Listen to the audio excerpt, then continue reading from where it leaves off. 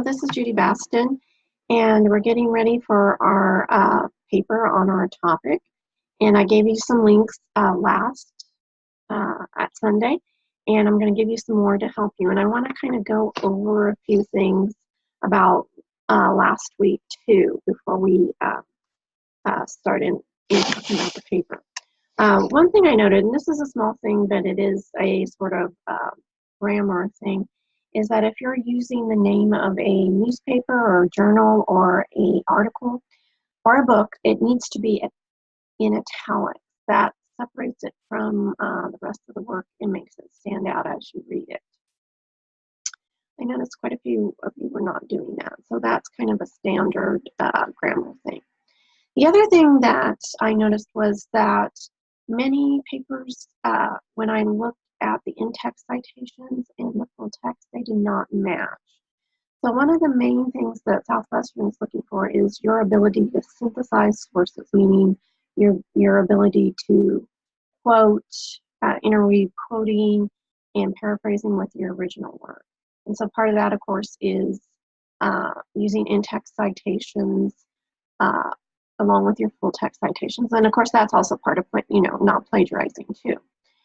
So if you did not put an in-text citation in your paper and you have a full text citation, that confuses me, meaning I don't know, did you forget to put it in? Then that could be considered plagiarism. Or, unintentional plagiarism, obviously. Or, did you not use it and forget to take it out? So I'm sitting there looking at the source going, where is this in your paper? Is it there? Is it not there? So those things have to match. So you need to watch that carefully. Now, the next thing I want to talk about is more about synthesizing sources and how and where to put the in-text citation. And I'm going to share my screen with you to kind of show you. Below this video, there's going to be links to help you, and I'm going to show you two of them right up top about how to synthesize sources. So I'm going to give me a second to share this screen.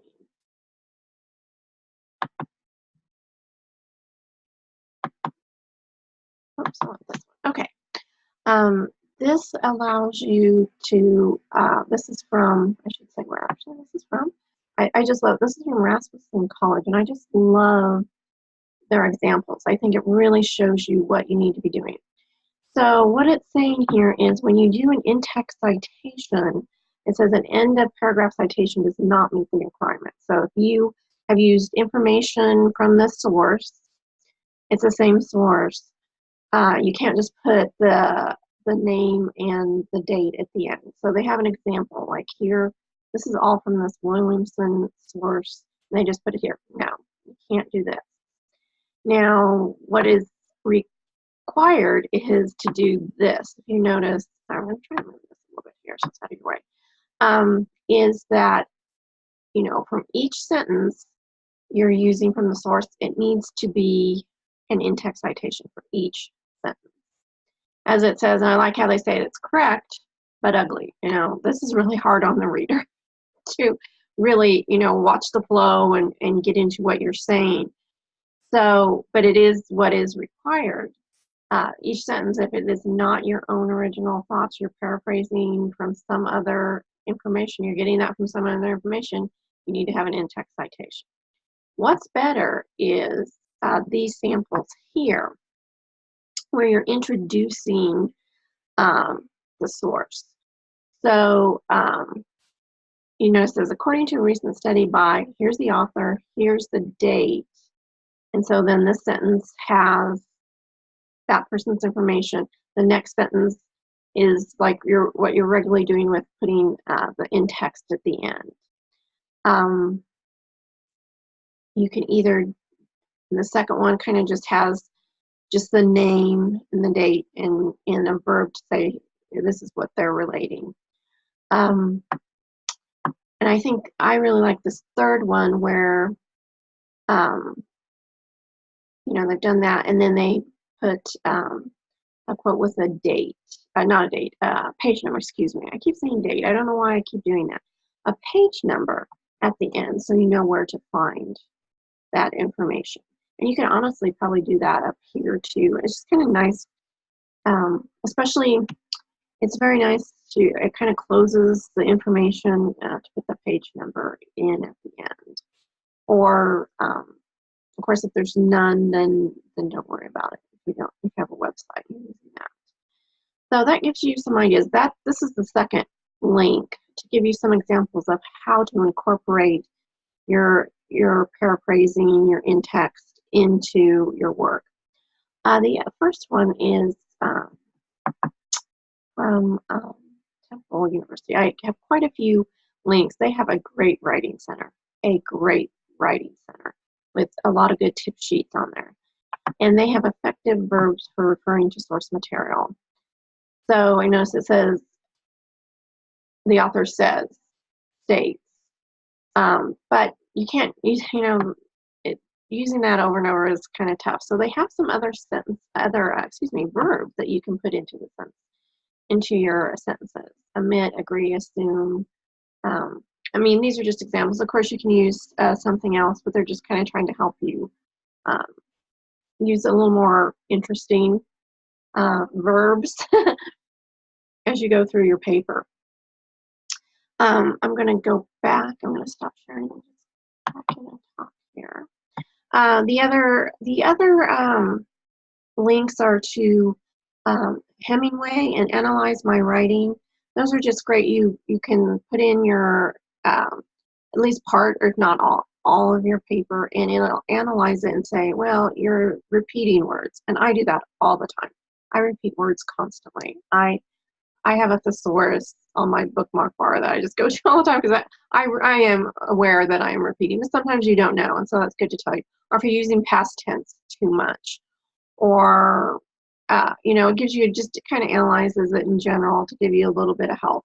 I haven't used Hemingway. Analyze My Writing's pretty good, but Hemingway is supposed to be very good too. I just haven't used it.